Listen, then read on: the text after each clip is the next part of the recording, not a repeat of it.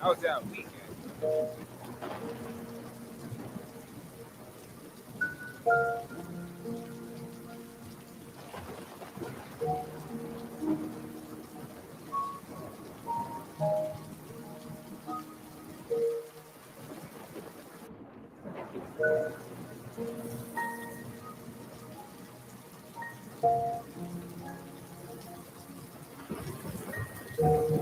And another edition of Behind the Veil. The part two of that book out.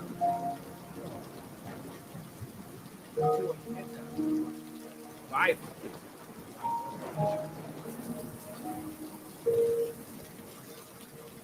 What we kind of learned last week that according to script that I was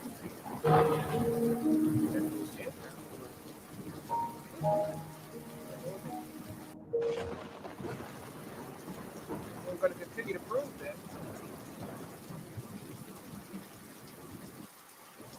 the new it's two chapters.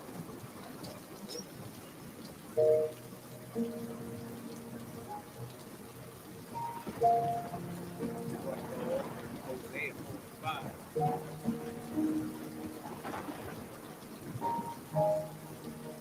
Gentiles 3.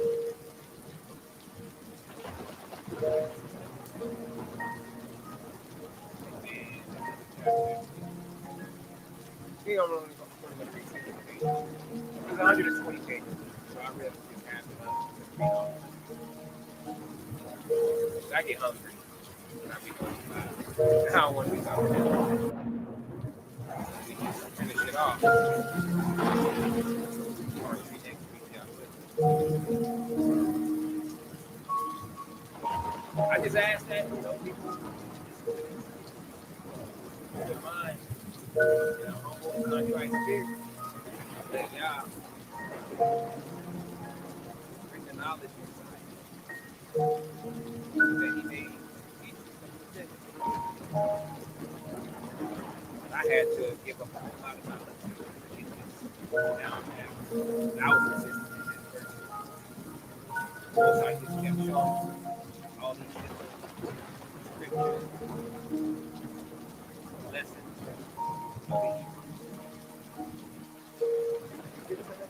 this kind of thing. I hope it does the same for y'all by the end of this series.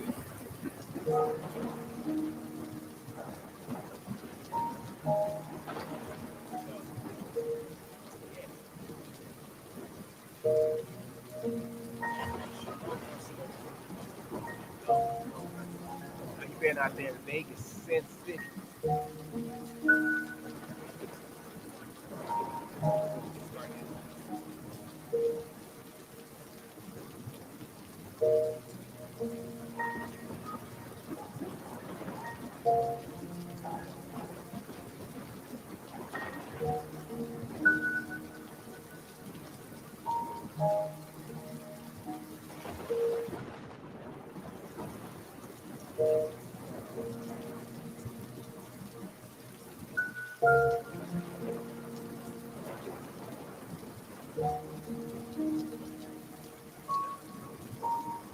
Thanks again for tuning in. Thank you. I appreciate it. Y'all appreciate it.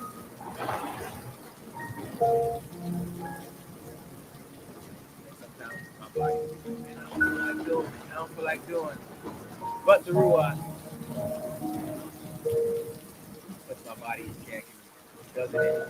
I ain't gonna never give this. Thank y'all before. Thank you, man. I appreciate y'all for intense.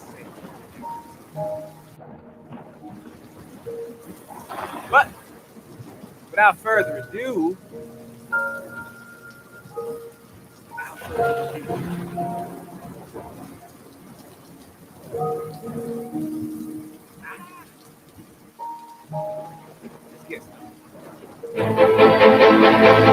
Wake up, Jacob. Wake up, Jacob. Wake up, Jacob. Hey, wake up, nigga. We behind the veil with Bezale'el. Yeah, we behind the veil with Bezale'el. Reporting news from my father, that's the warning mail. To repent and come back to him for he sent that ass to hell. We behind the veil with Bezale'el. Yeah, we behind the veil with Bezale'el. Reporting news from my father, that's the warning mail. To repent and come back to him for he sent that ass to hell. Yeah, just look at the destruction. This wouldn't have to happen if we followed his instruction. Hard head and stiff neck, that's how you scrap your people. Blending with the nation, starting to become like the sheep. Both the end times are here, we no longer need to hide. Cause the Elohim of Yasharel about to save his bride. Pestilence, plagues, and every manner of creation. He about to send these heathen on a permanent vacation. Wake up, Jacob. Wake up, Jacob. Wake up, Jacob. Hey, wake up, nigga. We behind the veil with Bezale'el. Yeah, we behind the veil with Bezale'el. Reporting news from my father, that's the warning mail. To repent and come back to him for he sent that ass to hell. We behind the veil with Bezale'el. Yeah, we behind the veil with Bezale'el. Reporting news from my father, that's the warning mail. To repent and come back to him for he sent that ass to hell. Yes. Welcome back to yet another edition of Behind the Veil. I am your humble and Contrite host, Bezale'el Ben Yahudah. Today on the Greco-Roman calendar, it reads Wednesday, March the 30th, 2022. And we all know 2022 officially started like a couple weeks ago. I think about a week ago. So yes, we are in the new year finally, according to Yah's calendar, not man's. Yes, sir. This is episode 22, titled Who Are the Gentiles According to the Bible, Part 2, reading this book by the Hebrew, calls himself Unknown Hebrew. And yes, we're going to get more into that. Another 60 pages in. That's 120 pages. I'm going to split it up. Read 60 today and then 60 next week. Yah willing. And hopefully by the end of this lesson, we can clearly or plainly see that the Gentiles in the New Testament are none other than our Israelite brothers. Because you got to understand, it's just like today. If Paul was here today, he would be writing those same letters to America, pretty much all the countries in South America, Jamaica, Haiti, Bahamas, UK, everywhere, because we scattered four corners of the earth now. So he'll be writing letters all over the place. We act in the same exact way as the Gentiles were. Back then, we were not being brought up in Yah. We weren't following his customs. Our parents certainly weren't following his customs. Weren't teaching us about him. Their parents didn't teach them about who he was. And so that Gentile state of mind went all the way down the family tree. As it is this day. We all celebrating, not we, but the rest of our brethren out there celebrating all the festivities of Babylon, birthdays, all these pagan customs they have, Christmas trees, New Year's celebrations, all these things. They're doing the exact same thing that our brethren were doing back in the day, wherein they were Hellenized under those Greek bastards who forced them, hey, you're going to serve our gods and you're going to stop doing your shit. You're going to go under our rule. You're going to go under our rules, our customs, or you die. That's basically that's what the plan was. And that's where the Maccabees ended up, and they had their revolution and a revolt and whatnot. So this book, I'm finna finish reading the rest, or not all of it, but the next couple of chapters. In the first chapter, I think I could share my screen this time around. Last week I couldn't do it because Chrome was being an asshole. But this time around, I can share my screen. But first off, can y'all hear me well? Can y'all hear me? Just want to do a quick sound check and make sure my mic is live.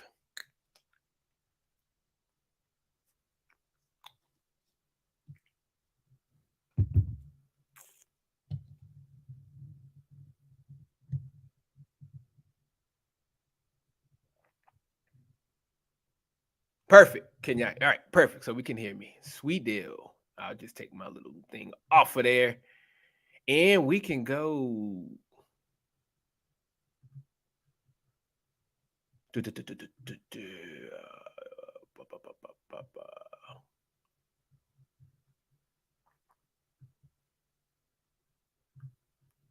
Just throwing that little bit of background music. I'm going to make sure it's low this time because I know it was kind of loud last week. So I'll make sure it's low this time around. There we go. Much better. I don't want to bore y'all with just my voice. At least put on some relaxing music on the background. All right. There we go. So, beginning on this chapter here, it's called Israel's Strange Pagan Children of Hosea 4 and 5. We're going to get into that in reading. Now, Hosea chapters 1 and 2 are close contextually to Hosea chapters 3 and 4. So we will cover a summary of Hosea chapter 3 since we are familiar with Hosea chapter 2. At this point, Hosea chapter 3 is like a paragraph long. It is really kind of unique. It is only 5 verses. And basically, Hosea 3 is like a snapshot of like the next 700 years or so for Ephraim, for Israel. It is an interesting little chapter. It is a summary of Israel's trajectory under the curse of the law and what happens to them. So basically, they're forsaken of Yahuwah. And here is what Hosea has to say for them.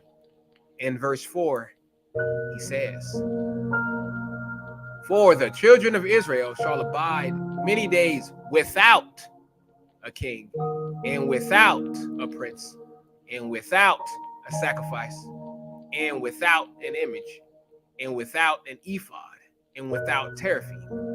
What does that mean? All those things were part and parcel. Those were attached to their sacrificial system of law. That was their world. That is the same thing Hosea said in chapter 2 and 11, which reads, "I will also cause all her mirth to cease, her feast days, her new moons, and her Sabbaths, and all her solemn feasts." Their feast days, their Sabbaths, those things would cease. They are gone. Now, if you go to verse 5, we see, which is basically a reiteration of what we read about 800 times already in Deuteronomy 4. He says this, chapter 4, verse 5, and it reads, "Afterwards shall the children of Israel return and seek Yahuwah their Elohim, and David their king, and shall fear Yahuwah in his goodness in the latter days." Afterward, after what? After what he just said in verse 4, after many days, they are going without sacrificing, without apparel and ephod. So afterward, after all the feast days have ceased and all that, afterward shall the children of Israel shall return and seek Yahuwah their Elohim, and David their king, and shall fear Yahuwah in his goodness when in the latter days. That sounds like Deuteronomy 4:29 and 30, which reads, "But if from thence thou shalt seek Yahuwah thy Elohim, thou shalt find him, if thou seek him with all thy heart and with all thy soul." Verse 30, "When thou art in tribulation, and all these things are come upon thee, even in the latter days, if thou turn to Yahuwah thy Elohim, and shalt be obedient unto his voice." That was the good news. In the last days, when some of them would seek him, they would turn from their idols, and they would serve the living Elohim. Pushing into Hosea 4, to be honest, it is the same thing. The entire chapter, everything, the whole book, really, but the whole chapter is basically one big indictment upon Israel. For what? Her idolatry. It is the same old tune for Israel. Idolatry. "You forsook me, I am casting you out. I am doing this over and over again." Notice here in Hosea 4 what this is. Israel's sad story under the law. Notice what this really looks like. Really focus in on the picture that Hosea is painting. Notice how Hosea describes Israel in this condition and what the consequences are of this condition. Notice their actions. Pay attention and listen to their language. Listen to the words. Words are important. Language is important. Now, instead of reading through the entire chapter, we went through Hosea 4 and we made 2 lists of 2 things. List number 1 is how is Israel described and how are they portrayed. Number 2, what are the consequences and the ramifications of that? You can go through your Bible, read through Hosea 4, and fact check this if you like. Here is a condensed list. Israel's condition. Israel is described, they are portrayed as a people without truth or mercy. They are described as people who are unrestrained in their sinning. They are out of control, swearing, lying, killing, stealing, and partaking in adultery. They have their hearts set on their iniquity, naturally because they are unrestrained. They have a lack of knowledge of Elohim, that is. They have rejected knowledge. They have forgotten the law. They have no understanding. We have seen that before. That is like an unwise people. They have played the harlot. They are joined to idols. They ask counsel from their wooden idols. They sacrifice on mountains to other gods. That was a no-no. They burnt incense on hills, under trees, oaks, poplars. Why? Because they love the shade.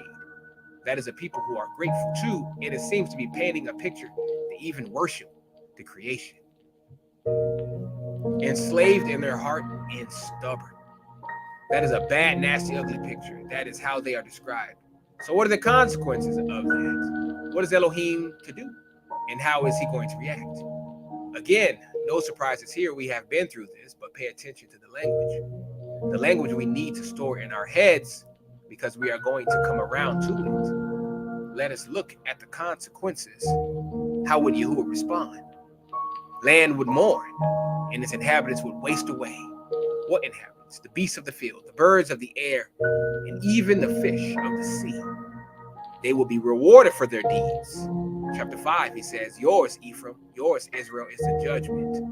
The judgment, it always pertains. It is always around. It is always connected to law. They would be trampled.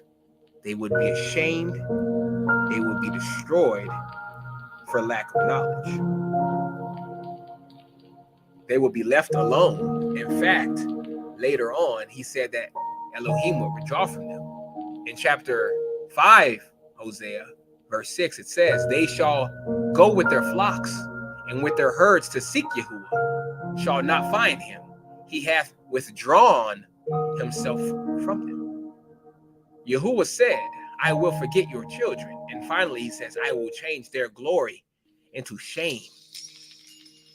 Sound familiar? It probably reminds you of Romans 1. You know where we are going with this because we gave you a clue in the previous chapter. Do you know why we are going from Hosea 4 to Romans 1? Because it is not a jump whatsoever. What most people do not seem to realize is that Romans 1 and 2 is actually pulling from Hosea 4. Right here, the list that we just went through. In Romans 1, Paul is pulling from Hosea 4. Why?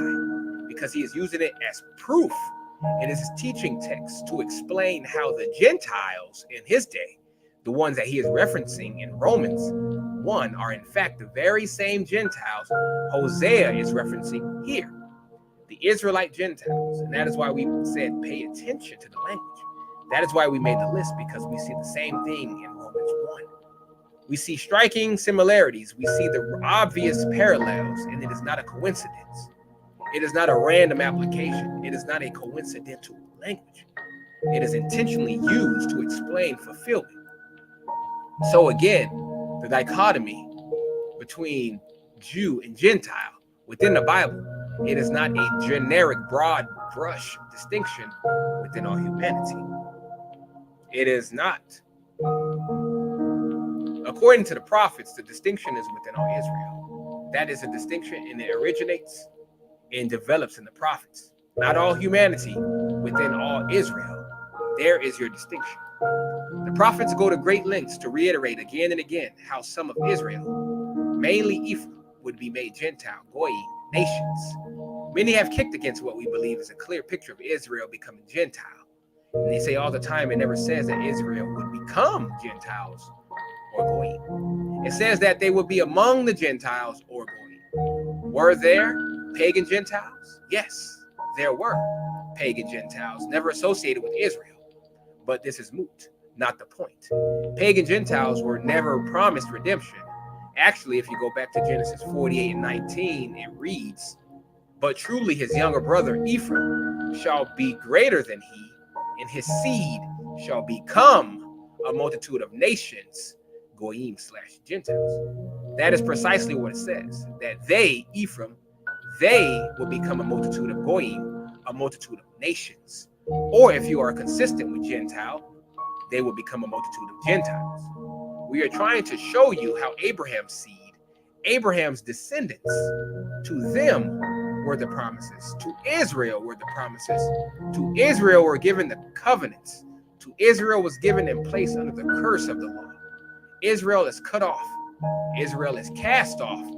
Israel was scattered into the Goyim, becoming the very Gentiles that we see in the New Testament, who were receiving the very promises that were given at the beginning of the story, which pertain to Israel.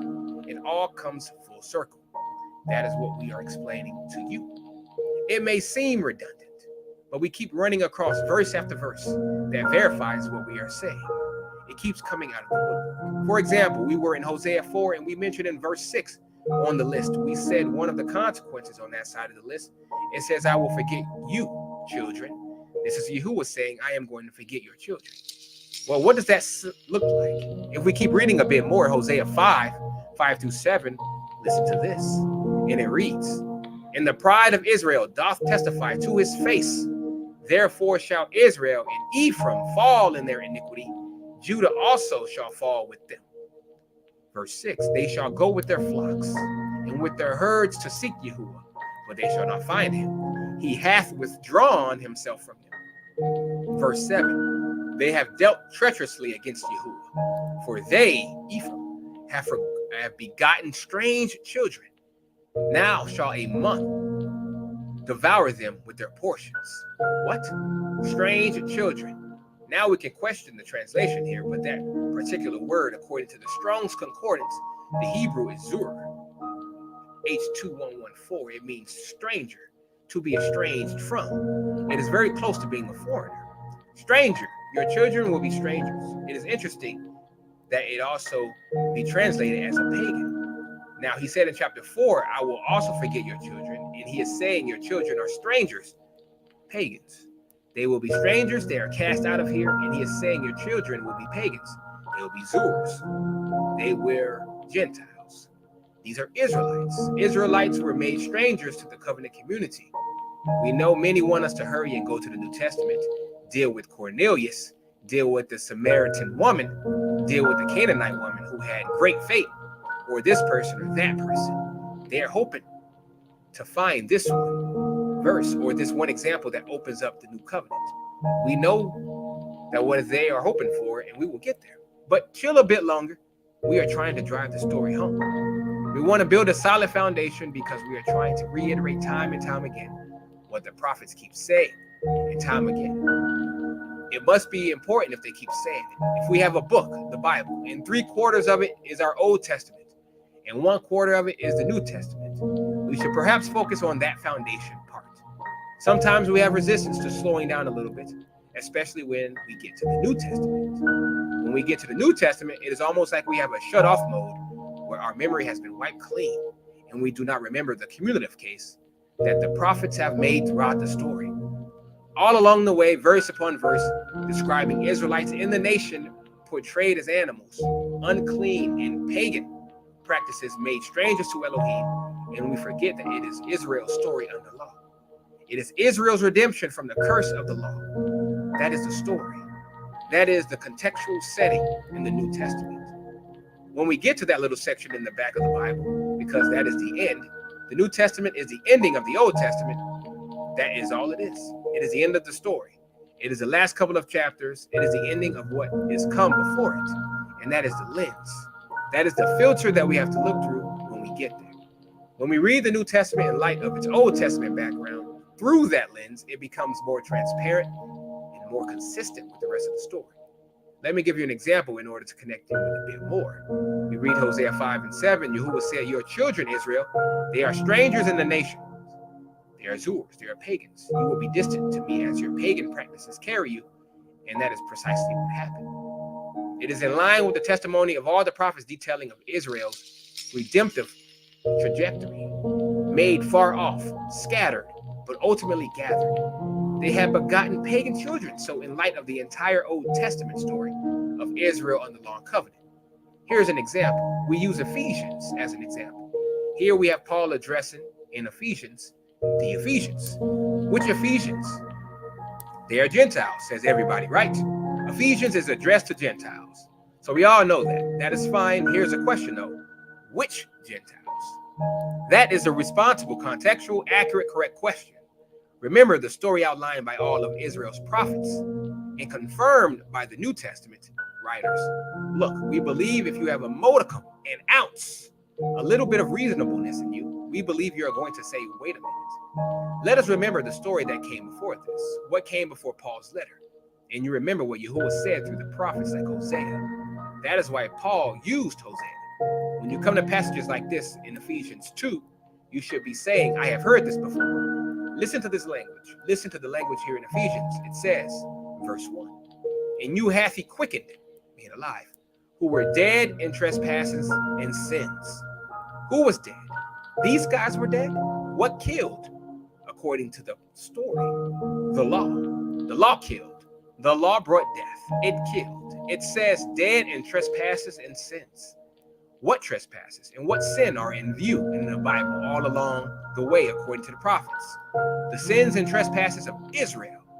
Israel under law, their sins, 70 weeks were determined to cover, to put away their sins. That is the story. We are one sentence into Ephesians 2, and right away, we ought to be honing in on Israel because of these particular terms. These phrases are only phrases in terms that will be applicable to the story of Israel. Verse 1 again reads, and you hath he quickened, made alive, who were dead in trespasses and sins. Remember that you were once Gentiles in the flesh, who are called uncircumcision by what is called the circumcision. Hold on.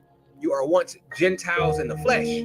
Will that not be applicable to Israel being scattered into the nations? Who would become Gentiles in the flesh? They were not practicing law. They were not circumcised. It would apply because according to the story, that is what happened. So we should be honing in on that particular aspect of it. It continues in verse 12, that at that time, scattered, cut off, left alone, ye were without Messiah, being aliens from the commonwealth of Israel. Was not Israel cut off, made alien, if you will, to the conduit, to the covenant community of Israel? And strangers from the covenants of promise, having no hope and without Elohim in the world. What did we just read in Hosea 5 and 7? They will beget children who were pagan children who were strangers. It is the same thing. Why do we not draw from that to interpret this? We should, strangers from the covenants of promise, having no hope and without Elohim in the world. Verse 13, but now in Yahushua HaMashiach, ye who sometimes were far off are made nigh by the blood of Messiah. Who in the story was made far off? How many verses have we read from all the prophets who said Israel will be cast off and made far off? Daniel was praying about Israel, who have been scattered into all the countries, both far off and those near. It is not that difficult to connect. It continues in verse 14. For he is our peace, who hath made both one, and hath broken down the middle wall of partition between us. Verse 15, having abolished in his flesh the enmity, even the law of commandments contained in ordinances. This can only be referencing Israel's law. For to make in himself of twain one new man, so making peace. Why would pagans who had never had anything to do with the law, why would they understand anything to do with about the abolition of law? A law that pertained only to Israel. It does not make any sense. It makes more sense if these are Jews and Gentiles, if these Gentiles were once Israel cast off because the law had pertained to them. Moving on, it says in verse 16, and that he might reconcile both unto God in one body by the cross, having slain the enmity thereby. Israel's prophets only spoke of reconciling all Israel to Elohim through a new covenant, the house of Israel together with the house of Judah. Here is what Paul is quoting from Isaiah 59. It says, verse 17, and came and preached peace to you, which were afar off, and to them that were nigh. That is Israel made afar. It sounds like Daniel 9. Both Israel, far and near. Remember, covenant of peace. We believe a covenant of peace was offered to the house of Israel and the house of Judah throughout the Old Testament.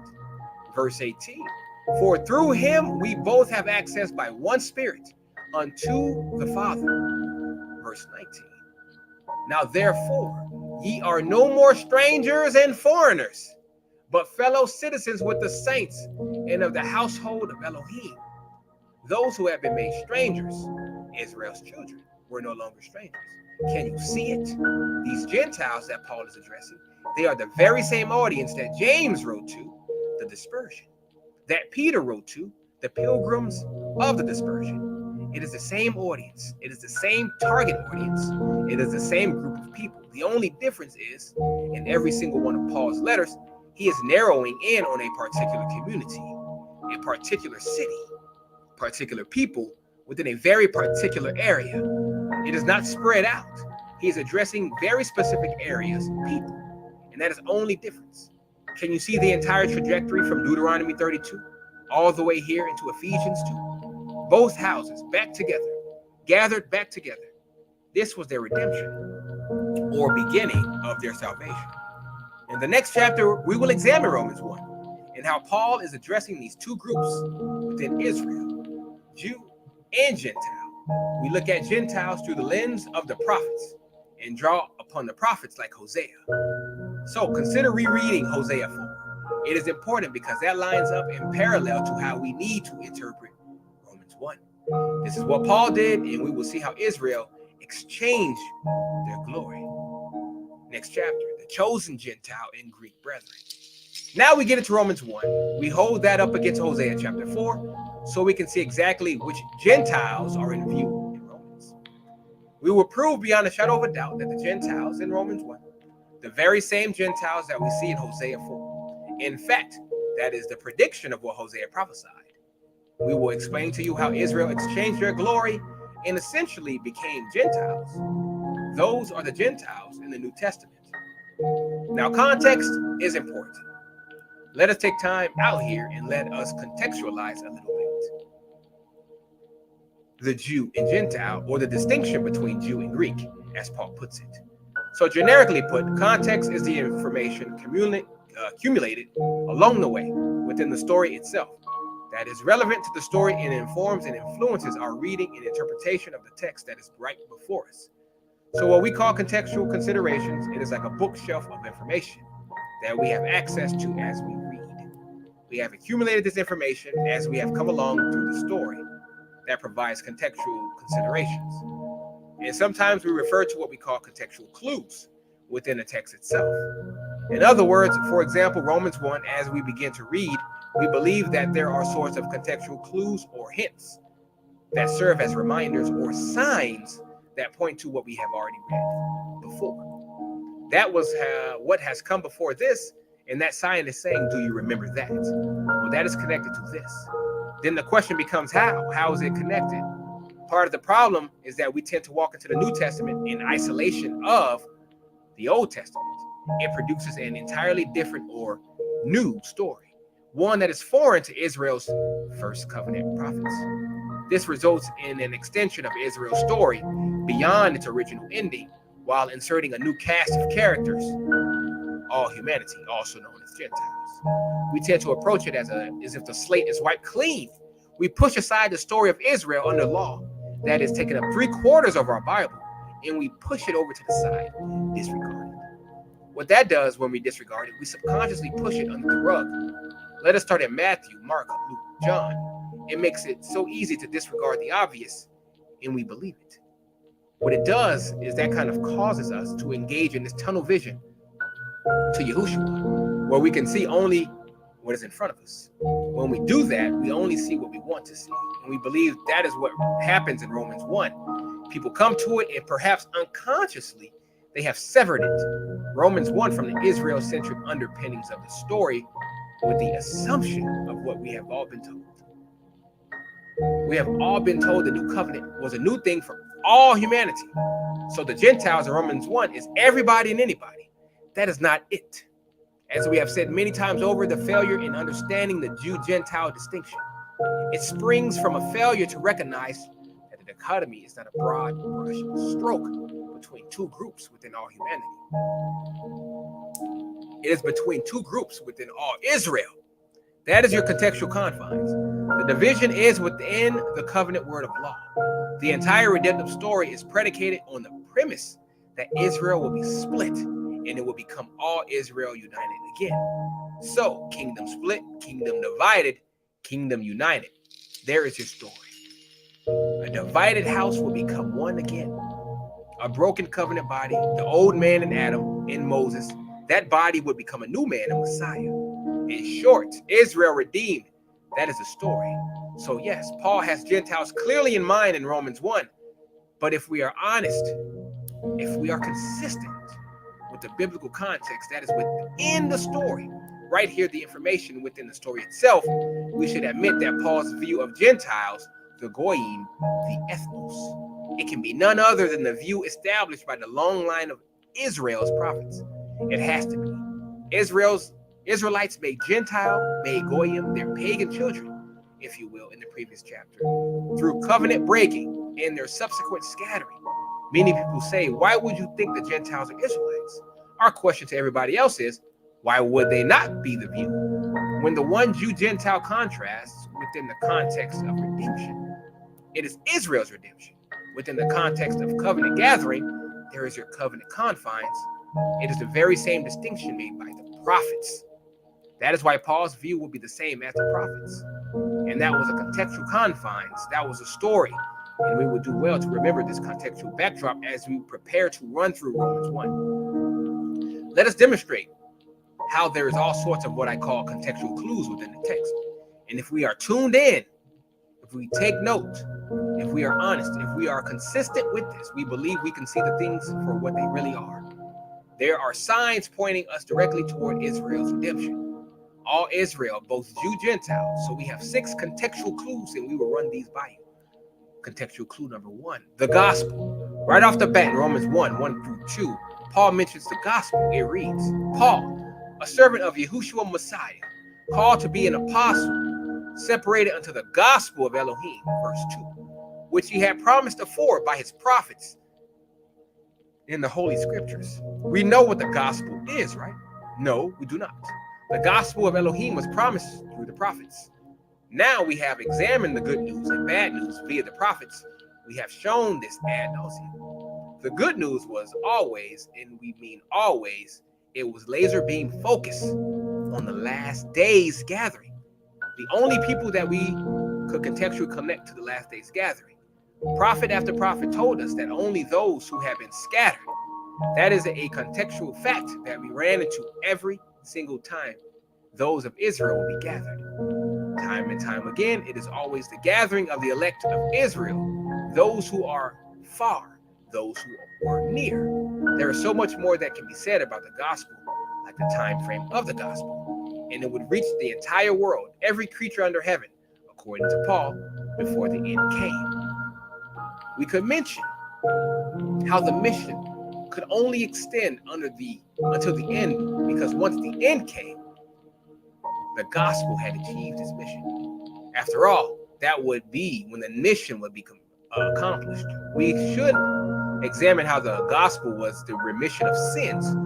Which sins? The Bible says explicitly that was for the remission of sins committed under the first covenant. We are not going down that rabbit hole right now. The point is, right off the bat, if we have our lens adjusted correctly and we see this gospel, should serve as a contextual clue, pointing us directly to the only news gathering the prophet saw and was promised only to Israelites. Contextual clue number 2, the elect. In Romans 1:5-7, it reads, by whom we have received grace and apostleship for obedience to the faith among all nations for his name. Verse 6, and among whom are ye also the called of Yahushua HaMashiach. Verse 7, to all that be in Rome, beloved of Elohim, called to be saints.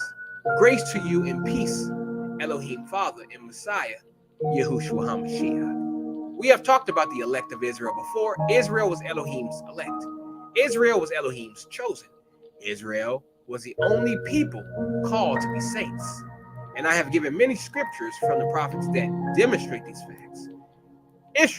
Interestingly, Paul tells these Roman Gentiles that those who believe, were to be called by Yahushua HaMashiach among the nations, the ethnos, the goyim, called to be saints. Now, you know this is tantamount to being called Elohim's elect, his chosen. Elohim is calling these out of the nations, out of the ethnos, out of the goyim. Again, through the proper lens and with the information that we have gathered along the way, we can see how these be called out, according to Paul, receiving the gospel, the good news, which was Israel's gathering.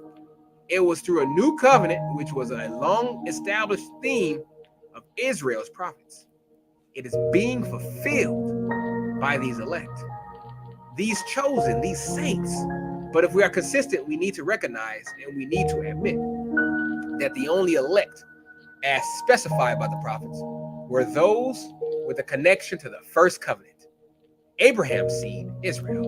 Look at what it says in Isaiah 45:4, and it reads, "For Jacob, my servant's sake, in Israel, mine elect, I have even called thee by thy name. I have surnamed thee, though thou hast not known me." Now go to Isaiah 41:8, which reads, "But thou, Israel, art my servant, Jacob, whom I have chosen, the seed of Abraham, my friend."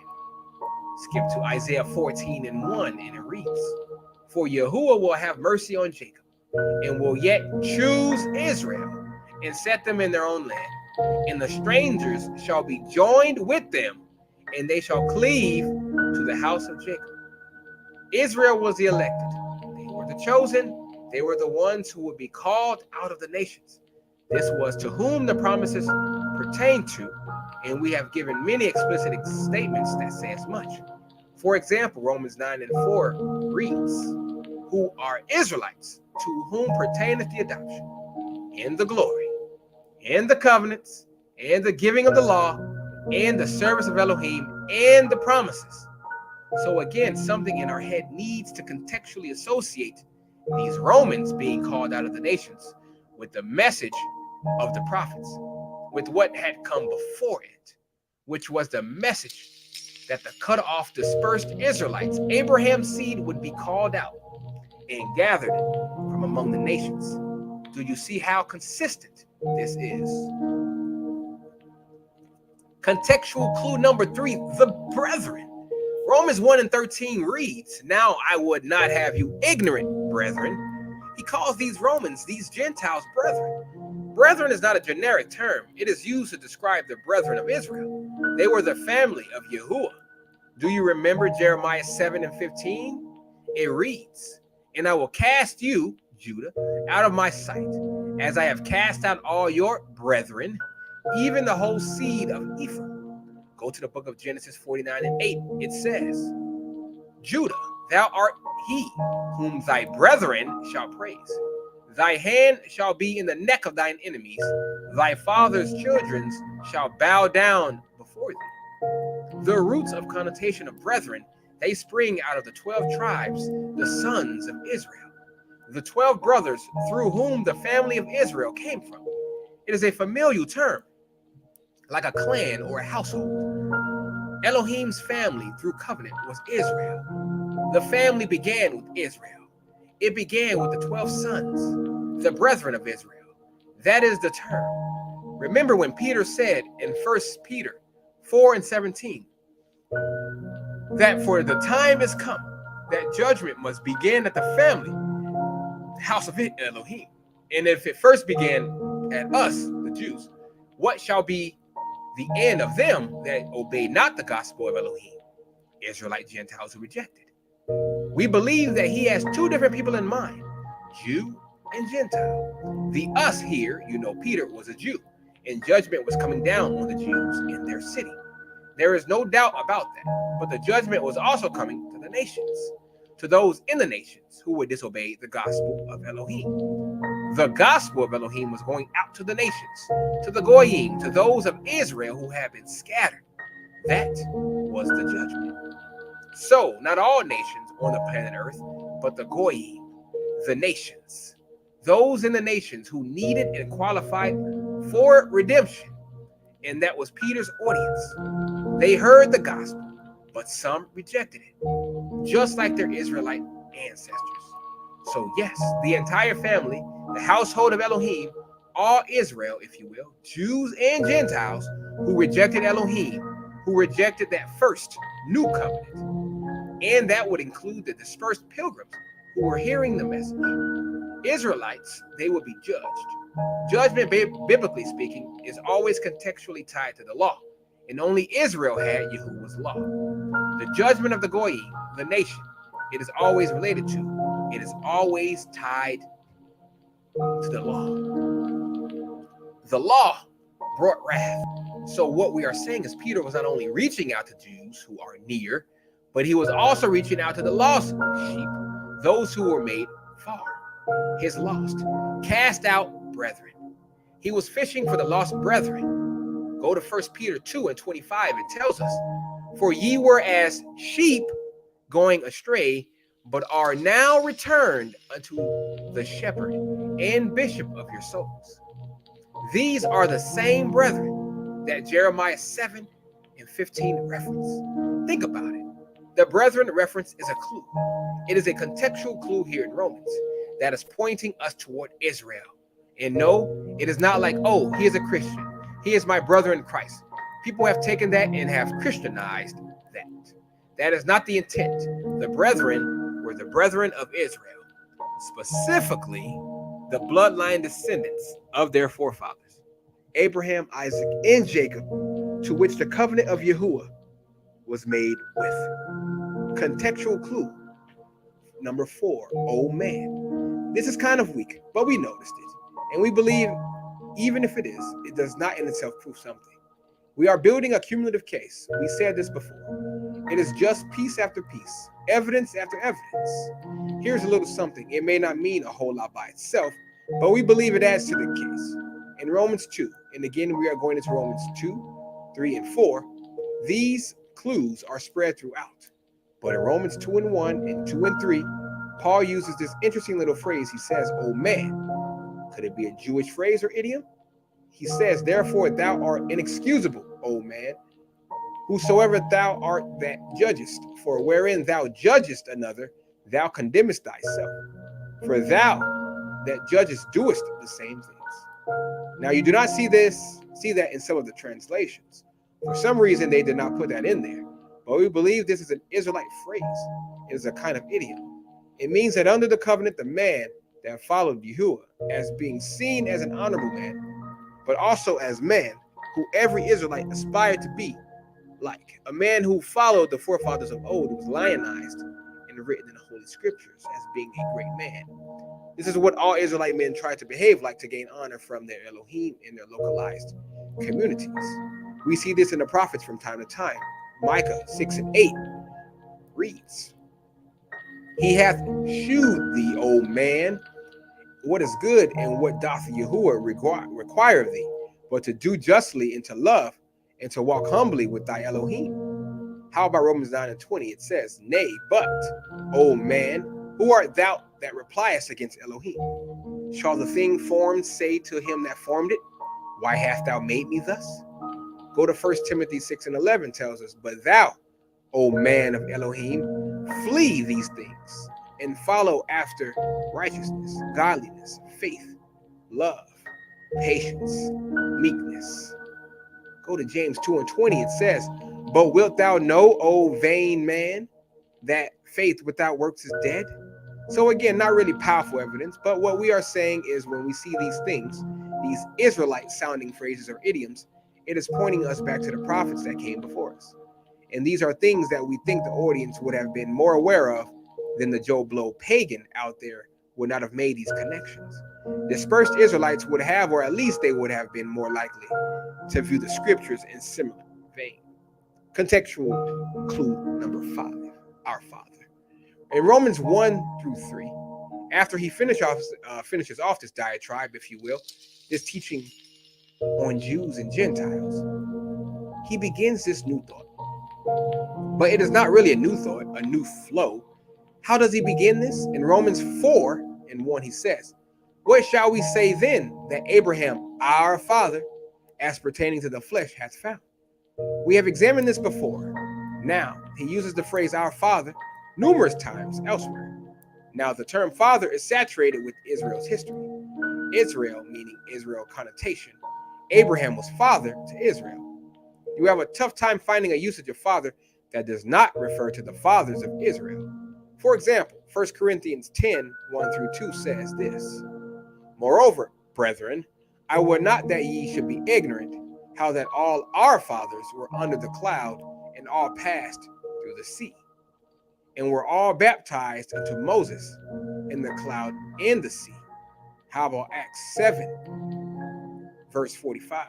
It says, which also our fathers that came after brought in with Yahushua into the possession of the Gentiles, whom Elohim drave out before the face of our fathers unto the days of David. Acts 3:13, speaking of men of Israel, it says, the Elohim of Abraham and of Isaac and of Jacob, the Elohim of our fathers, hath glorified his son Yahushua, whom ye delivered up and denied him in the presence of Pilate, when he was determined to let him go. Matthew 23 is a big one. He is laying into the leaders, and he keeps saying your fathers, speaking of their fathers, the fathers of Israel, and he is tracing Israel's fathers. He is tracing Israel's prophets all the way back to Abel, and that is devastating. Think about it. All these people that Paul is speaking to in his letters, all of them, their fathers were fathers of Israel. They have to be, because that is what fathers means. It is an Israel connotation. It is an Israel meaning. Their fathers were the fathers of Israel, and they knew it.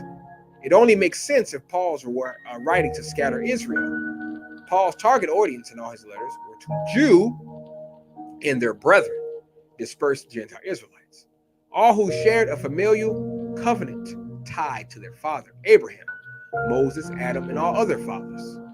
For example, 1 Corinthians 10:1 and 2 that we just read, pagans not associated, having no connection with the first coming, they would not have had a clue what he was talking about. What do you mean, our fathers? You know, fathers of Israel. How did they pass through the sea? They were never part of that.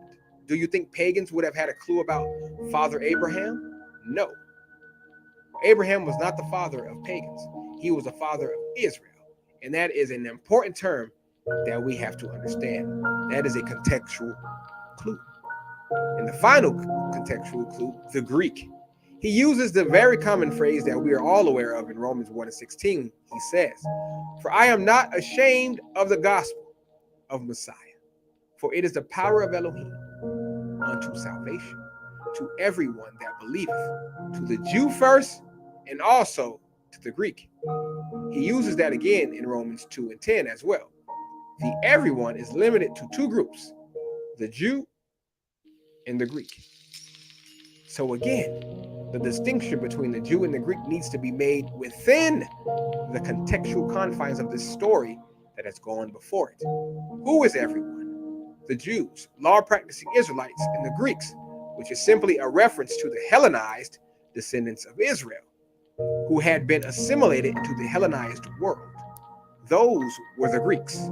Think about it. It is not what the prophets foretold, that they will be assimilated into the nations, becoming the nations. Well, yes, it is. That is what we see here with Paul referencing the Greeks. That is who these people are. We know that in a wider sense, the Greek included all nations, all peoples of that time and place in the world that made the language, the customs, the education, the culture of Greeks as their own. Now, whether that was by force or that is something they chose does not matter.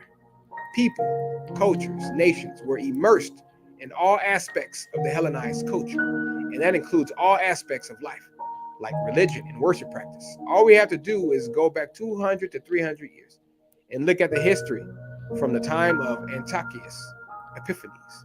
It is a fact that Israelites became Hellenized during that period. They adopted customs of the Greeks. They joined themselves to their Gentile ways. They forsook the law of Moses in the practice of circumcision. For example, we know that, and that fits in with what we see in the New Testament. John chapter 7, verse 35, and it reads, then said the Jews among themselves, whither will he go, that we shall not find him? Will he go unto the Jews, dispersed among the Greeks, Gentiles, and teach the Greeks, Gentiles? This makes perfect sense.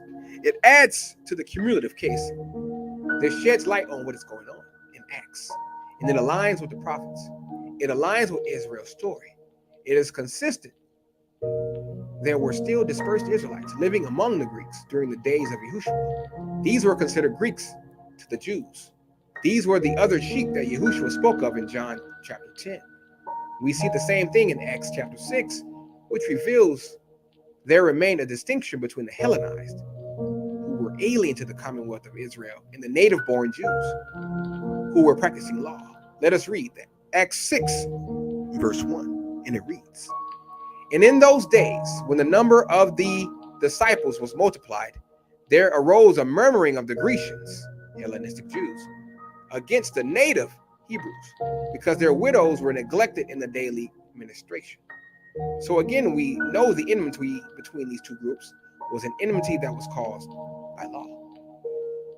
That is where the split occurred within the covenantal world of law.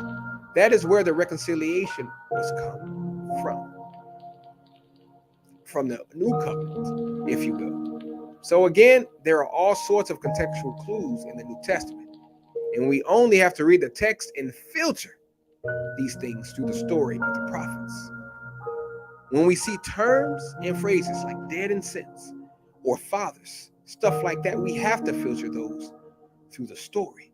It is strange how we hit the New Testament running as if it is a brand new thing, and it is severed and detached from what has come before it.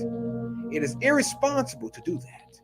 Romans 1, as you will see in our next chapter, it makes it more consistent. It makes more sense. Everything that Paul says makes more sense if we see it in the light of the Jew-Gentile distinction. That is only within the distinction within our Israel.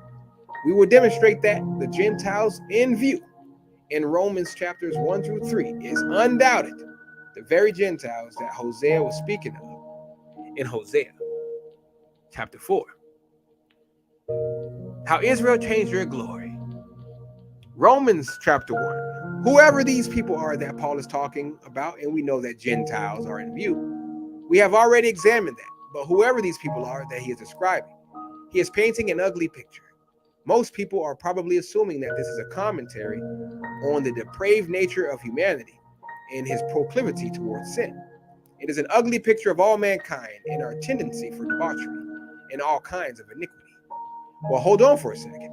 Pay attention to the pronouns, the they, them, or their. Could Paul be describing or addressing a particular group of people as opposed to humanity in general? We need a finger in Romans 1 and another in Hosea 4. We're going back and forth. So Paul is talking about the gospel. Verse 16, for I am not ashamed of the gospel of Messiah, for it is the power of Elohim unto salvation to everyone that believeth, to the Jew first and also to the Greek. He is not ashamed of it. It is the power of Elohim for salvation for all who believes, Jew and the Greek. Verse 17 reads, for therein is the righteousness of Elohim revealed from faith to faith, as it is written, the just shall live by faith. The gospel is the righteousness of Elohim, and it is revealed. But in verse 18, he says in relation to the gospel, for the wrath of Elohim is revealed from heaven against all ungodliness and unrighteousness of men who hold the truth in unrighteousness. Now, men who hold the truth in unrighteousness. Flip back to Hosea 4 and 1, we see something similar.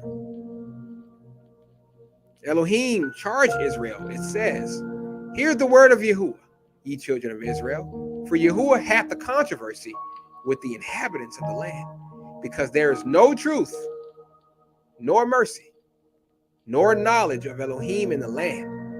That was the problem. Israel held the truth of Elohim that was given to them through the land or through the law.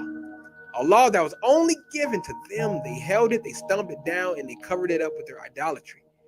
Paul continues in verse 19, and it reads, because that which may be known of Elohim is manifest in them, for Elohim hath shewed it unto them. Hosea 4:1, nor knowledge of Elohim. Known to who? Shown to whom? How? We know that we sometimes look at this and we generalize. We tend to think, well, what is known of Elohim is manifest everywhere. The next verse speaks about invisible attributes.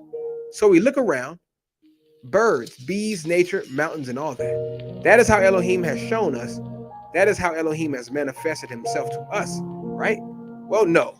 Good luck finding a verse with that. You are thinking about how Psalms 19:1, and it says, the heavens declare the glory of Elohim, and the firmament sheweth his handiwork. That is a prophetic utterance about Elohim's people declaring the glory of Elohim. But here is what we do know.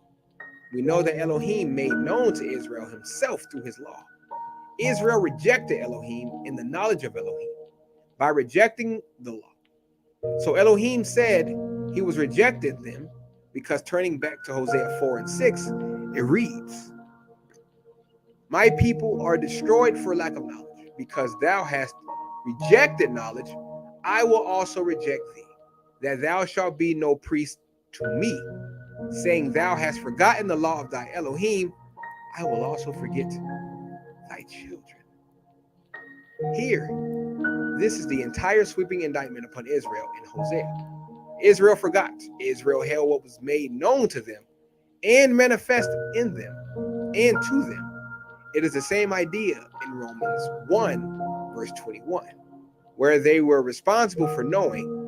And Paul says this, "Because that when they knew Elohim, they glorified him not as Elohim, neither were thankful, but became vain in their imaginations, and their foolish heart was darkened." Israel knew Yahuwah. They knew him through the law, but only Yahuwah knew Israel, vice versa. Same thing.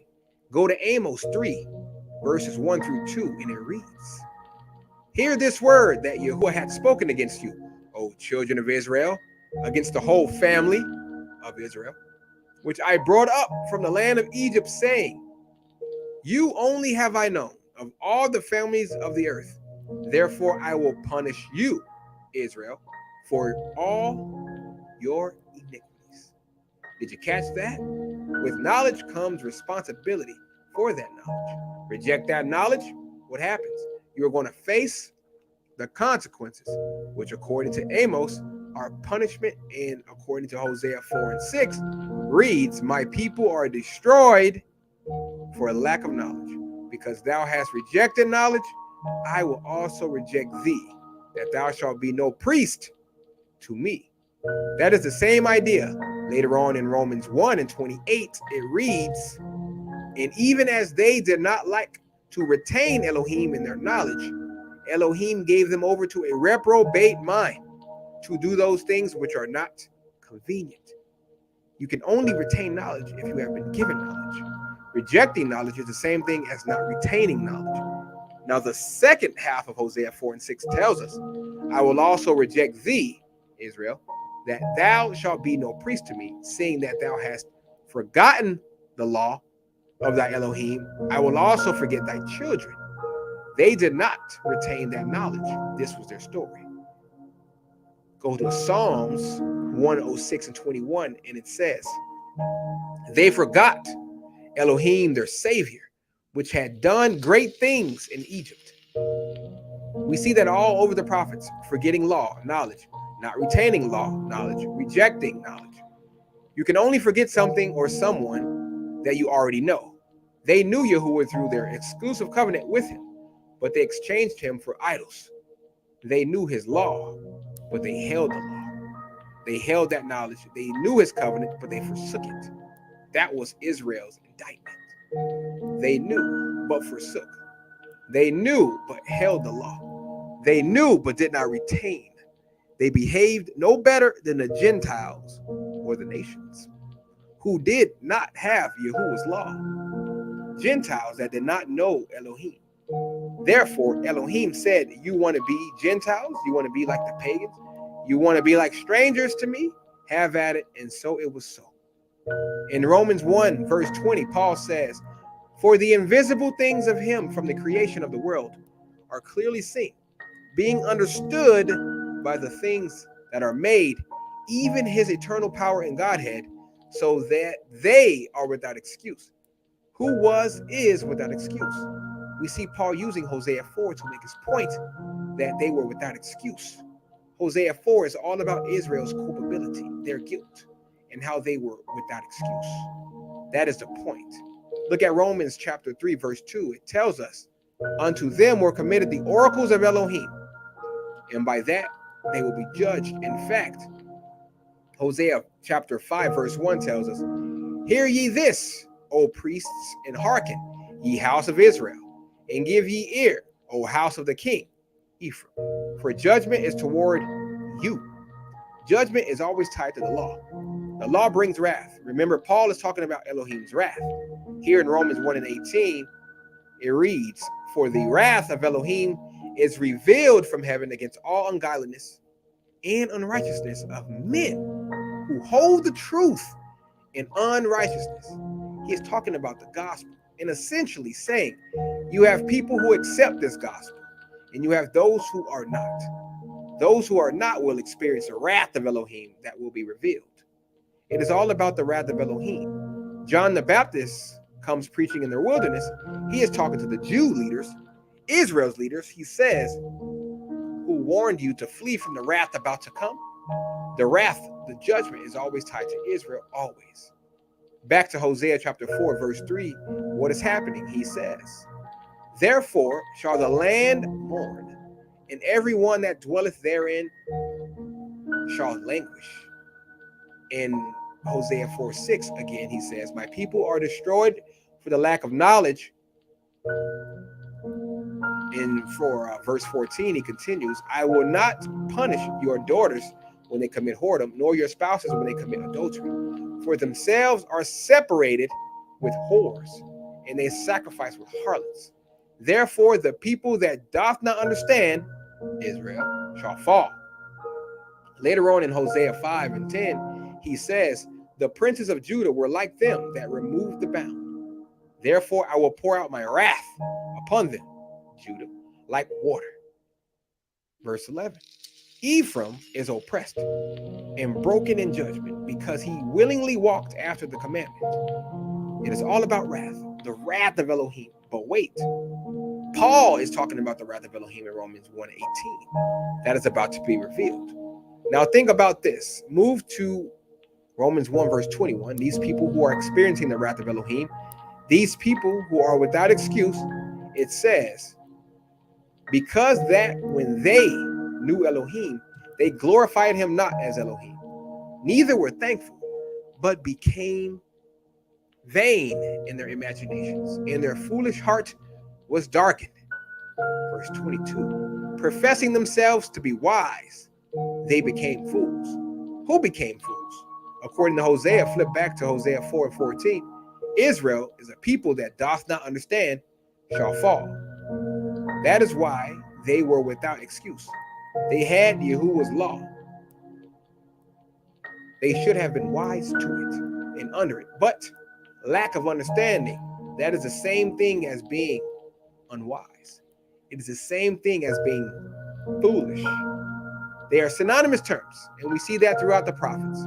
In the last days, those who understood or those who were wise will come to an understanding, that kind of thing. Jeremiah 4 and 22, it says, "For my people is foolish.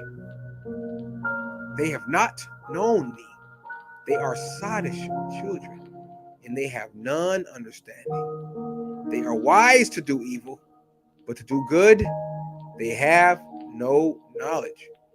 Isaiah 44 and 18 tells us, "They, Israel, have not known nor understood, for he hath shut their eyes, that they cannot see, in their hearts, that they cannot understand." They cannot comprehend, they cannot see, and they close their minds. This is Israel.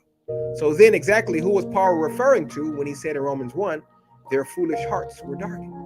Kind of sounds like a similar heart condition that we see here in Hosea 4 and 11, where it reads, "Whoredom and wine, and new wine take away the heart." So when we see Paul describing these Gentiles in Romans 1:21, became vain in their imagination, and their foolish heart was darkened. Verse 22, "Professing themselves to be wise, they became fools." He is pointing back to Hosea 4. And this brings to mind Ephesians 4:17 through 18, which reads, "This I say, therefore, and testify in Yahuwah, that ye henceforth walk not as the other Gentiles walk, in the vanity of their mind, having the understanding darkened, being alienated from the life of Elohim through the ignorance that is in them, because of the blindness of their heart." Did you catch that? These Ephesians are the same kind. They're the same. They are experiencing the same behaviors as the same Gentiles in Romans 1. They are darkened in their understanding and alienated from the life of Elohim, because of their ignorance that is in them due to the hardness of their hearts. Futile thinking, darkened, enslaved hearts, no understanding. That is the same descriptions as Hosea 4. But wait, Hosea is talking about Israelites who, like Paul says, walk not as other Gentiles walk, becoming Gentile by virtue of their futile, foolish, darkened thinking. It is all Israel. Check out Romans 1:24, and it reads, "Wherefore Elohim also gave them up to uncleanness through the lusts of their own hearts, to dishonor their own bodies between themselves." Skip to verse 26, and it reads, "For this cause Elohim gave them up unto vile affections, for even their women did change their natural use into that which is against nature." Continuing to verse 28, "And even as they did not like to retain Elohim in their knowledge, Elohim gave them over to a reprobate mind, to do those things which are not convenient." The idea of Elohim giving up Israel, or giving Israel over to idolatry, again, is seen throughout the prophets. Elohim often threatened it, and he did. Who exactly did Elohim give over time and time again in the Old Testament according to the story? Israel. Going back to Hosea 4:17, it says, "Ephraim is joined to idols. Let him alone." Elohim says, let him alone. In other ways, give him up. He is going his own way. They are going their way. Now, recapping the history of the house of Israel's rebellion from day one, going back to the Exodus in the wilderness, Yahuwah says this in Ezekiel 20, 23, and 25. It reads, "I lifted up mine hand unto them also in the wilderness, that I would scatter them among the heathen and disperse them through the countries." Verse 25, "Wherefore I gave them also statutes that were not good, and judgments whereby they should not live." That is the picture. Elohim is withdrawing himself from them, and he is saying, have it your way. In Hosea 5 and verse 6, it says, "They shall go with their flocks and with their herds to seek Yahuwah, but they shall not find him. He hath withdrawn himself from them." He has given them up. The story of being given over or given up by Elohim was only familiar to Israel. Paul's audience in Romans 1 knew the story because it was their story. They were the Gentiles. It is not that complicated. This is simply Israel becoming not my people. That is Psalm 81:12, and it reads, "So I gave them up unto their own heart's lust, and they walked in their own counsels." We do not know if you caught that, but in Romans 1:24, Paul said, "Wherefore Elohim also gave them up to uncleanness." Most people think that word was uncleanliness, but uncleanness is what it says. It sounds like these people Paul is describing are dirty. They are defiled, and they are rolling around in the slop of pagan nations. That is exactly how Hosea describes Israel. Go to Hosea 5:5. He says, Wherefore Elohim also gave them up to uncleanness through the lust of their own hearts, to dishonor their own bodies between themselves." Now, we just read Ezekiel 20, 23, and 25. Now we are to read that again, but we are adding two more verses, verses 24 and 26. And this is a mic drop if there ever was one, because this is all about Israel. It says, "I lifted up mine hand unto them also in the wilderness, that I would scatter them among the heathen and disperse them through the countries, because they had not executed my judgments, but had despised my statutes, and had polluted my Sabbaths, and eyes were after their fathers' idols. Wherefore I gave them also statutes that were not good, and judgments whereby they should not live." Verse 26, "And I polluted," unclean, "them," Israelites, "in their own gifts, and that they caused to pass through the fire all that opened the womb, that I might make them desolate, to the end that they might know that I am Yahuwah." We will examine more on this uncleanness later on in the New Testament. Look, Israel was given up to idols. Israel is unclean. They are unclean. If this is not a mirror image of what Paul is painting in Romans 1, then what is? That is because they are describing the same people Israel defiled. It is not Joe Blow pagan. It is not all humanity. He is talking about Israel specifically, what they have become, their condition. Romans 1, 23 and 25 reads, and changed the glory of the uncorruptible Elohim into an image, made like to corruptible man, into birds and four-footed beasts and creeping things. Verse 25, who changed the truth of Elohim into a lie, and worshipped and served the creature more than the Creator, who is blessed forever. He is talking about the same people who are unclean. They changed the truth of Elohim for a lie. Let us flip back to Hosea 4, verse 7, and it reads, as they were increased, Israel's children, so they sinned against me. Therefore will I change their glory into shame. But wait, there is more. How about Psalm 106, 19 through 21, which reads, they made a calf in Horeb and worshipped the molten image. Verse 20, thus they changed their glory into the similitude of an axe that eateth grass. Verse 21, they forgot Elohim their Savior, which had done great things in Egypt. How about Jeremiah 2 and 11? And it reads, hath the nation changed their gods, which are yet not gods? But my people have changed their glory for that which doth not profit. Israel's changing glory was a direct causal relationship to their changing their gods, to their idolatry. That is what it was. Hosea was not given an indictment on all humanity. He was given an indictment on Israel. And that is what Paul is doing.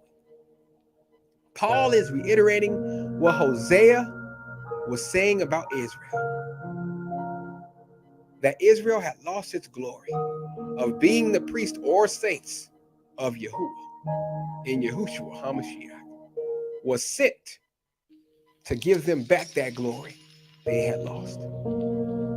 Everything is rooted in law and covenant, and in disobedience to that covenant, in disobedience to that law, and forsaking that law, going out and getting dirty and changing their glory to that which was those pagan nations, those Gentile nations. Everything is rooted in law. Romans 1 and 23, he continued and changed the glory of the uncorruptible Elohim into an image made like to corruptible man, into birds, and four-footed beasts, and creeping things. We have seen this a million times. Paul did not pull this out of the hat. No, this is straight out of the playbook of prophets. Israel changed their glory through idolatry. They went from Elohim's covenant sheep. They were always Elohim's sheep, but they became lost sheep. They became unclean animals. They went from sheep to these unclean animals outside the commonwealth of Israel. Back in Hosea 4, where we see these animals wasting away in judgment. Again, judgment is always a part of Israel, always a part of the law. But these animals are wasting away in judgment due to the lack of knowledge of Elohim in the land. In Hosea 4 and verse 3, he says, therefore shall the land mourn, Israel's people, Israel's land, and everyone that dwelleth therein shall languish, with the beasts of the field, and with the fowls of heaven. Yea, the fishes of the sea also shall be taken away. How about Romans 1, 28 to 31? And it reads, and even as they did not like to retain Elohim in their knowledge, Elohim gave them over to a reprobate mind to do those things which are not convenient. Verse 29. Being filled with all unrighteousness, fornication, wickedness, covetousness, maliciousness, full of envy, murder, debate, deceit, malignity, whisperers, verse 30, backbiters, haters of Elohim, despiteful, proud, boasters, inventors of evil things, disobedient to parents.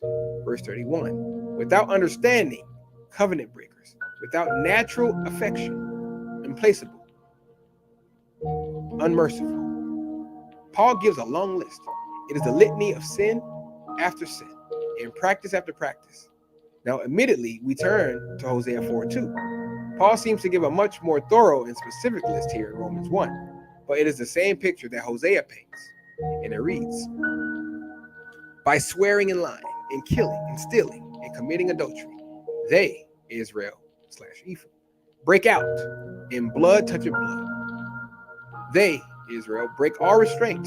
They're out of control. There is nothing they will not do in their debased state of mind. They even sacrifice their own children. This is a picture of Israel gone wild. The same picture Paul paints in Romans 1. It is ugly. It is as if Israel was not able to stop once that ball got rolling. That is what it seems like. We know, again, Hosea 4:7, it tells us, as they were increased, so they sinned against me.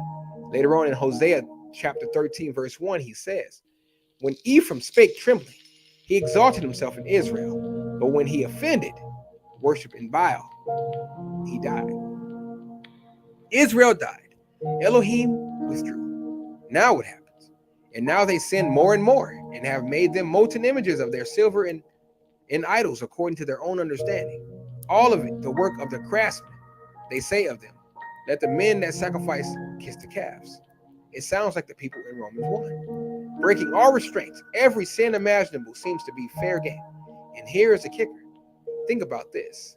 These people that Paul is saying did these things in Romans 1:32. They are doing these things knowing the righteous judgment of Elohim. It reads, who knowing the judgment of Elohim, that they which commit such things are worthy of death, not only do the same, but have pleasures in them that do them. Knowledge and knowing, culpability, responsibility.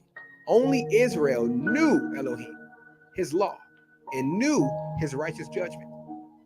Look at Romans 7:7. It says, for I hath not known lust, sin, except the law.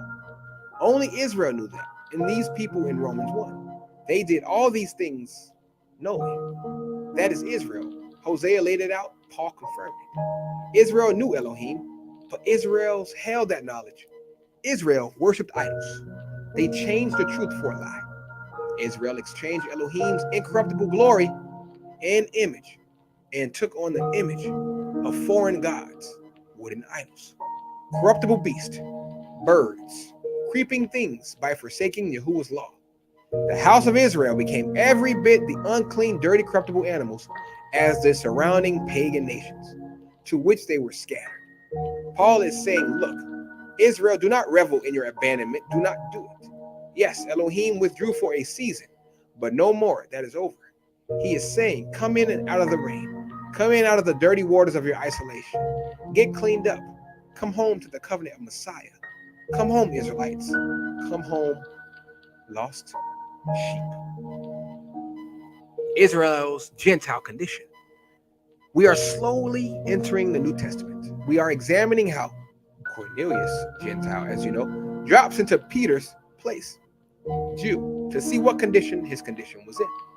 Peter believed, at least initially, Cornelius' status was Gentile. That was his condition. He was outside the law, practicing covenant community of the Jews, to which Peter belonged to. This would make Cornelius unclean in the sight of Peter, unfit and even unlawful. Peter says in Acts 10, verse 28, ye know how that it is an unlawful thing for a man that is a Jew to keep company or come unto one of another nation. Well, you know, Peter discovered something, that through faith in the new covenant, what condition Cornelius's condition was in was subject to change. In fact, it had changed. Why? You are probably thinking faith. It is all about faith. Faith was undoubtedly one aspect, one part of it. But what about was the other? The other component had to do with what kind of Gentile Cornelius was, or what particular Goyim Cornelius was a part of. Cornelius was an Israelite Gentile. He was not the Goyim, but he, as a seed of Abraham, he was from the lost sheep, the house of Israel. He was considered as Gentile and unclean by his long-lost Jewish Israelite brother Peter.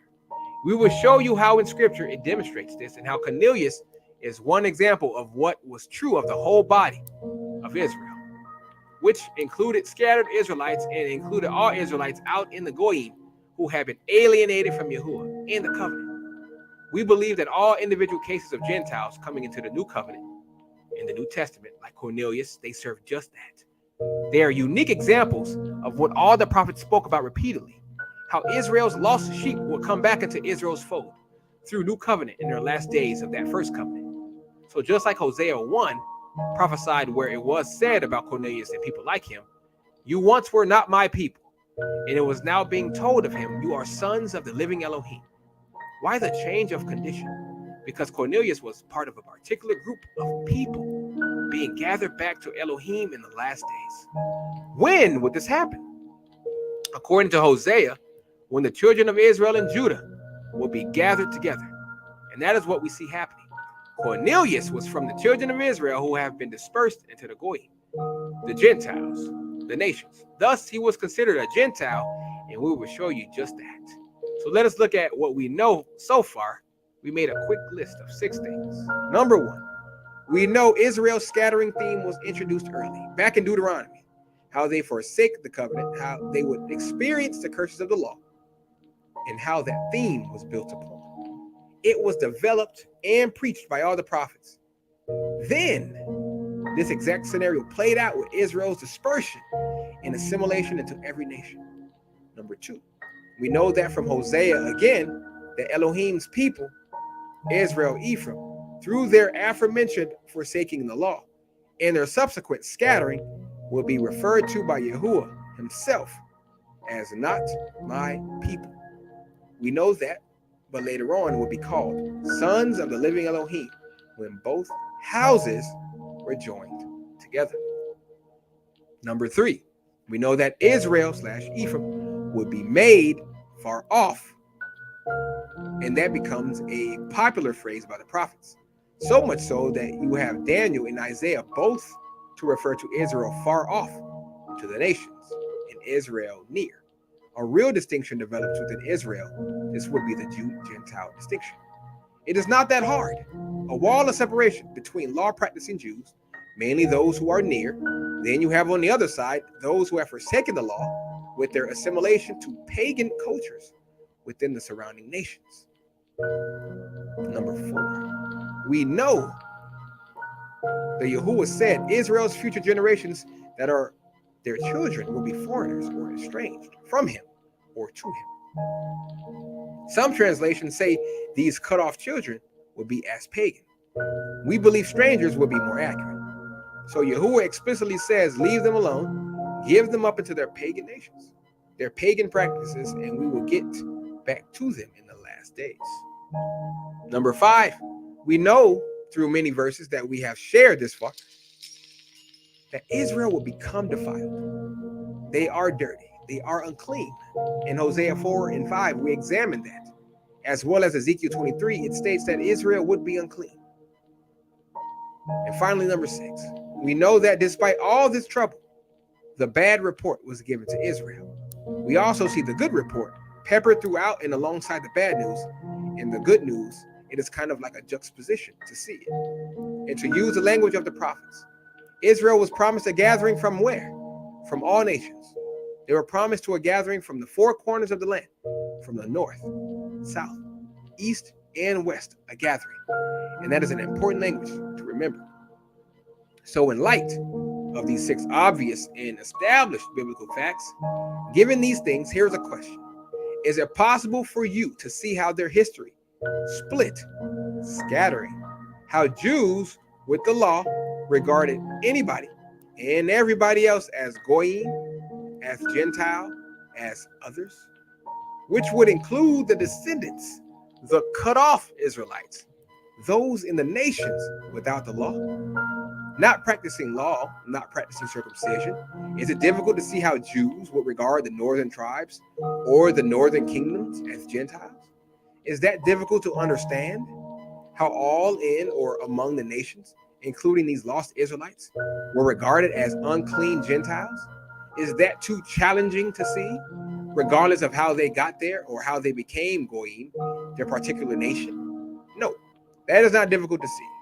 It is not that hard. It makes perfect sense if you examine the story. In light of those 6 clear and established facts that we observed, we do not like to see it. We do not want to see it because we see the writing on the wall. Was it that difficult to understand?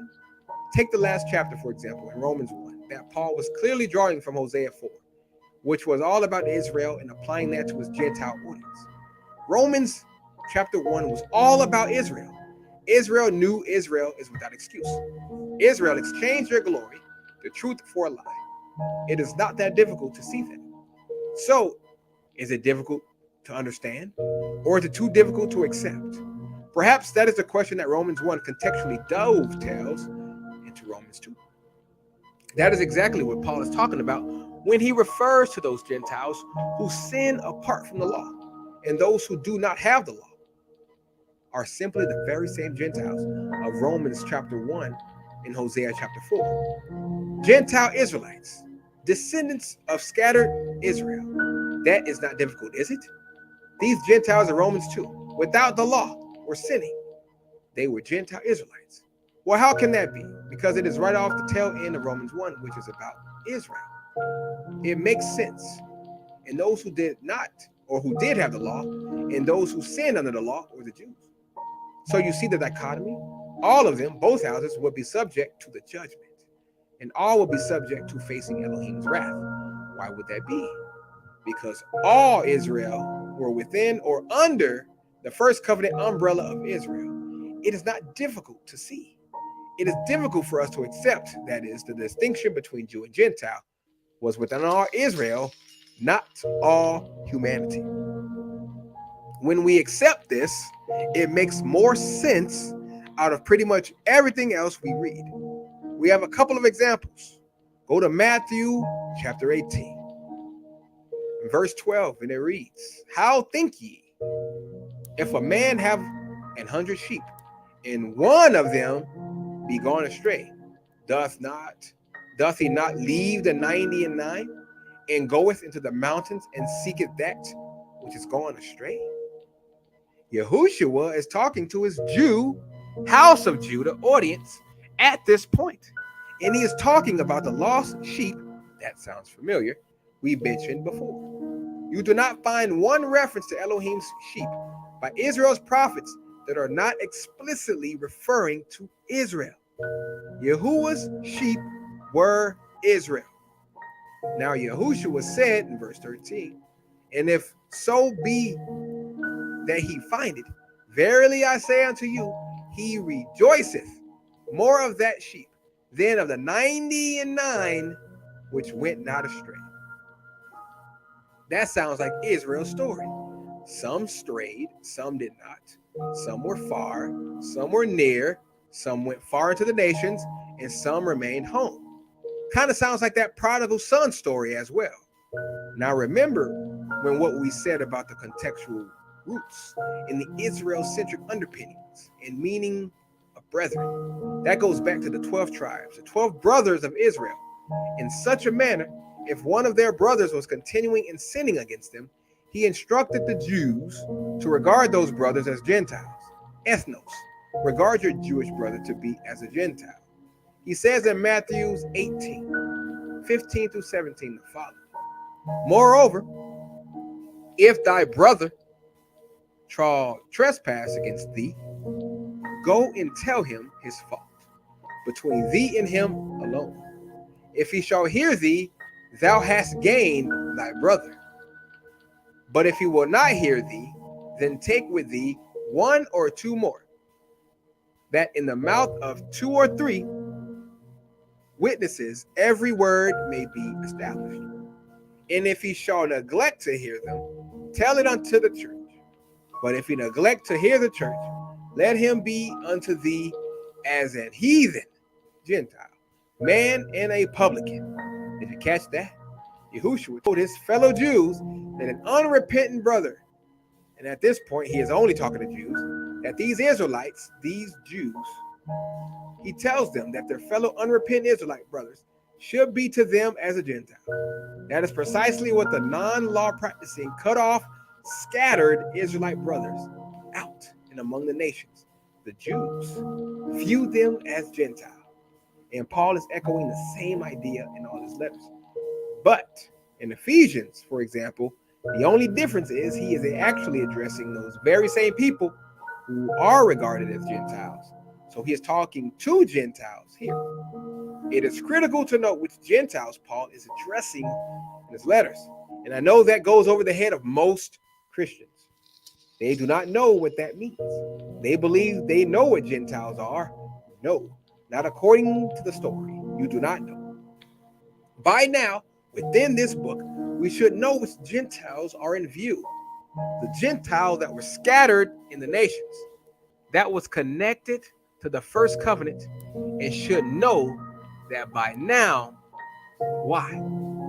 Because, for example, we said in Ephesians 2, there are plenty of contextual clues that make a dead giveaway. Let us show you what we mean. These Gentiles, according to Paul, were made dead in their trespasses. Go to Ephesians 2 and 1. And it says, and hath he quickened, he who were dead in trespasses and sins. Also look at verse 5.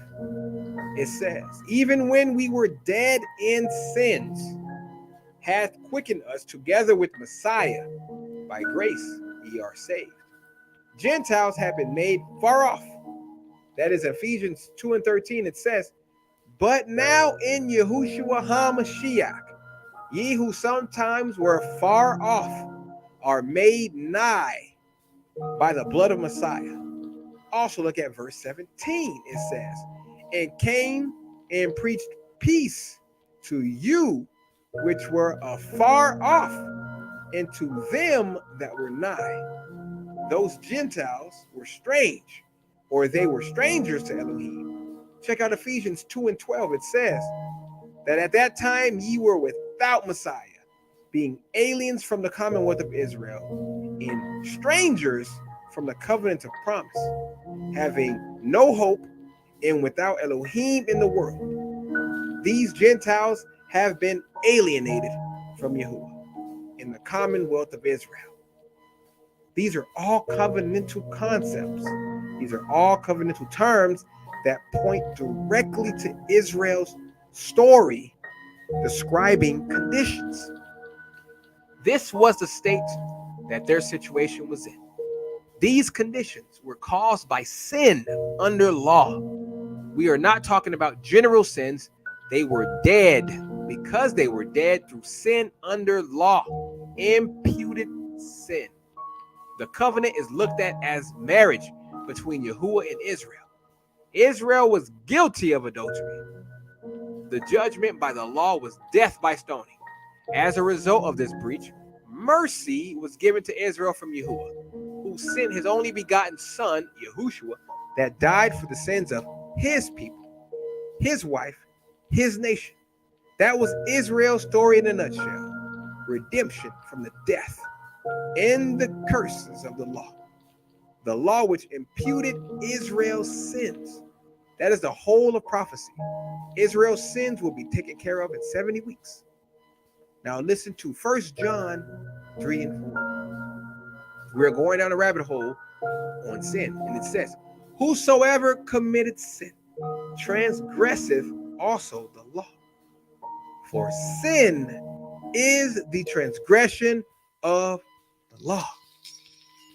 In other words, we have to understand transgression of the law. It is precisely that. It is having a law and knowingly living in contradiction to that law, or going beyond the boundary of that law. So, transgression of the law, it is lawless. The obedience to it. Biblical sin is transgressing a law. This is confirmation that the Gentiles in Ephesus were descendants of Israel made strangers. Remember Hosea 5 and 7, they were the children made strangers, made zur, strangers right through their ancestors in their own forsaking of the law. Lawlessness, the law killed. They had been made dead. Only Israel had the law. They were dead in trespasses. Transgression against what? against Yahuwah's law.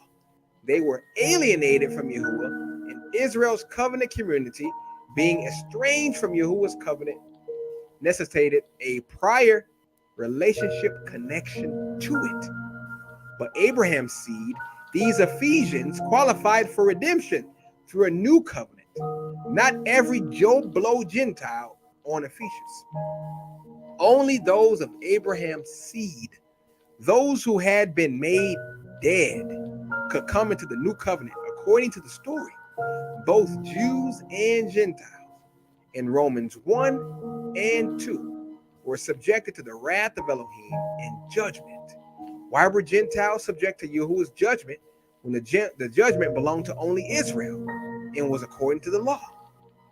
All were accountable to Yahuwah's law because they knew Elohim, or they had known Elohim. They had been given the law. All Israel, which means both houses, which meant Jews near and Gentile Israelites made far, both Jew and Gentile, were under the covenant umbrella and accountable to Elohim's law. Remember, they knew Yahuwah, but they suppressed knowledge. They changed the truth for a lie. The wrath of Elohim.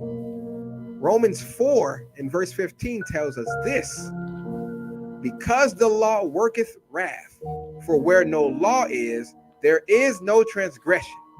Again, what were those Ephesians? Sin. It was a law that we know belonged to Yahuwah's people. So look back to Ephesians and all of Paul's letters, every single one of his letters. Paul never addresses some kind of dead to Elohim condition of all humanity or the sin of all humanity. He does not discuss that in any sort of genericized kind of way. No, Paul is only addressing people that were dead in their sins, which were imputed sin, which was sin under the law, which is only a law that Israel had been under. The entire world is not dead in their sins, not against the law of Yahuwah. They are not.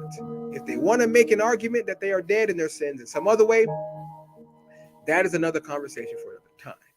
They are not. But they need to understand this is the whole aim of Israel's redemptive process. For prophecy, 70 weeks. Go to Daniel 9:24. It tells us 70 weeks are determined upon thy people, Israel, and upon thy holy city, to finish the transgression and to make an end of sins and to make reconciliation for iniquity and to bring in everlasting righteousness and to seal up the vision and prophecy and to anoint the most holy Jerusalem. It was determined to finish Israel's transgression. There is a trespass and take away Israel's sin. Look at Hebrews chapter 9, verse 15. And it reads, and for this cause, he is the mediator of the New Testament, that by means of death, for the redemption of the transgressions that were under the first testament, they which are called might receive the promise of eternal inheritance. Paul's language accurately describes Israel's sins under the law and covenant. This was only particular people made dead in the trespass against a particular long covenant. These Ephesians were Gentile Israelites in the nations. They became the nations with their alienation from the commonwealth of Israel. So all that to say only makes sense when Paul says in Ephesians 4:17 through 19. Now listen to the language and try to remember the previous chapter because we draw from that. Verse 17 reads, this I say therefore, and testify in Yahuwah, that ye henceforth walk not as other Gentiles walk, in the vanity of their mind. Verse 18, having the understanding darkened, being alienated from the life of Elohim. That was a distinction of Israel through the ignorance that is in them because of the blindness of their heart.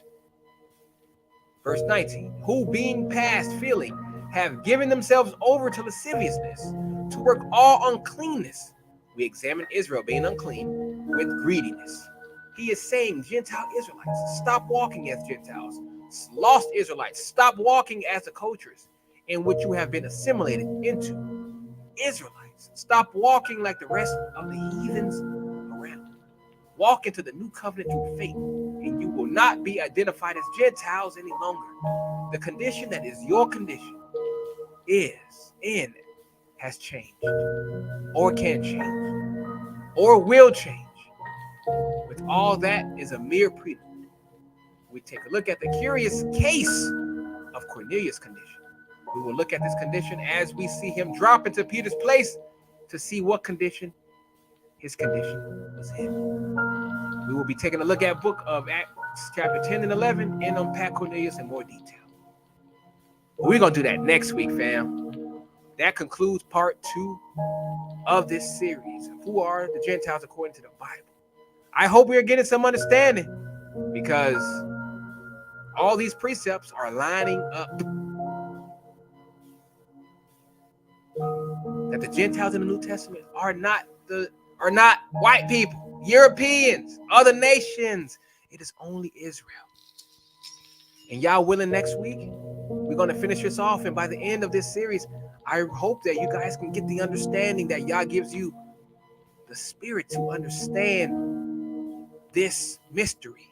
This is the biggest mystery amongst the people in truth, because a lot of people in truth don't believe this. So I hope that Yah works it in your ruach to give you the understanding. So with that being said, I am concluding this episode of Behind the Veil.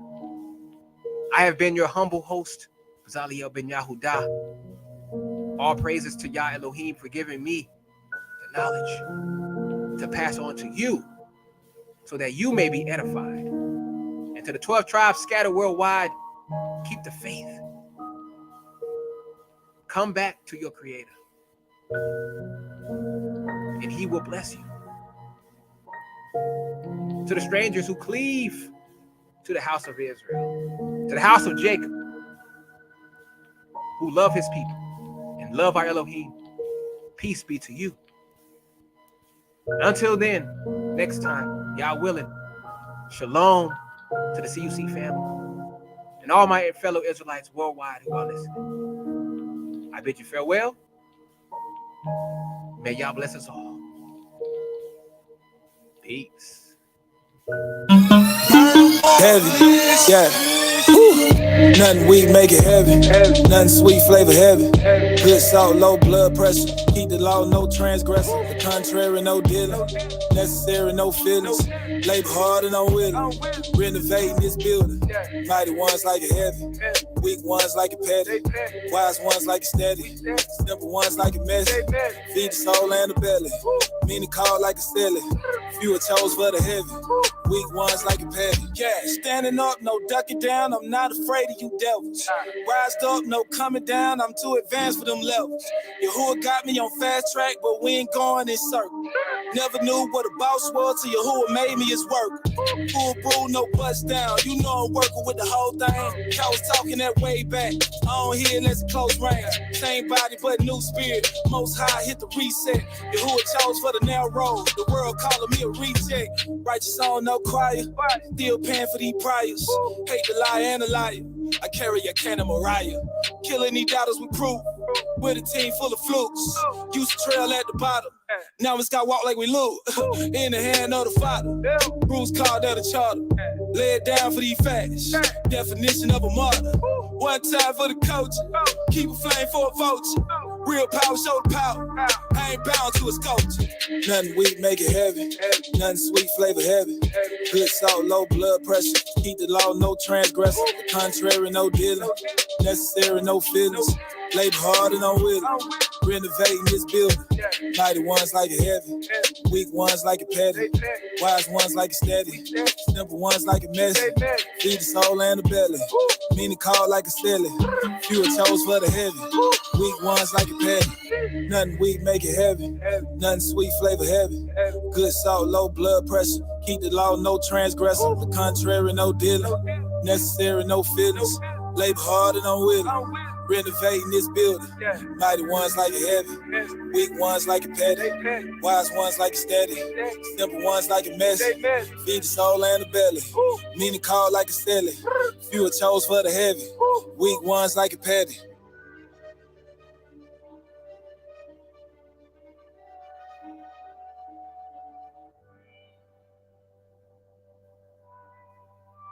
You see today, righteous man talks truth.